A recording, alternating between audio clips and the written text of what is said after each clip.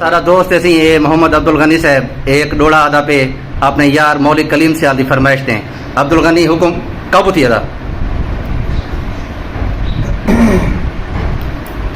अड़िया सेंगी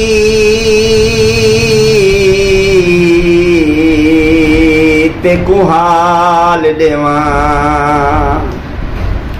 हिक कूंज कलो की आई वदिए हिस जख्मी पेर लहू चेहरा खंभू हंजुआ नाल पुसई वदिए हिंदी कूक गनू मालूम थींदे कोई कीमती चीज खसई वदिए ए मैं वांगू बेसैती बदबख्ती वत मैं वांगू यार रुसई वदिए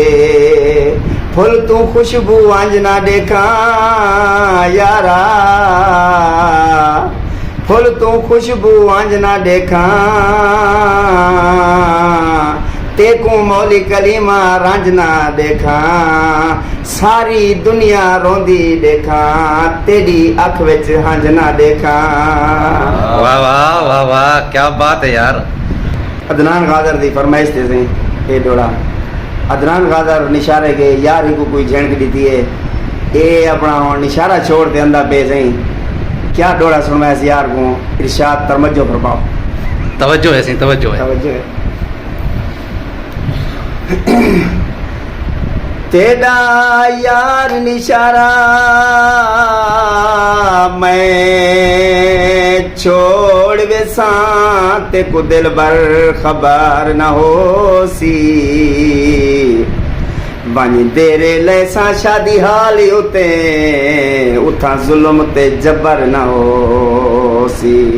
तू सुन से अदनान गादर बैक लड़कई वेंदे तू रो से सबर न हो सी परदेस जीवन ओ दफन दिसी तेरे निशारे विच कबर न हो सी बदका पंज वदियां अख तू हंज नहीं सुकदी अखी यार ते रंज वदियां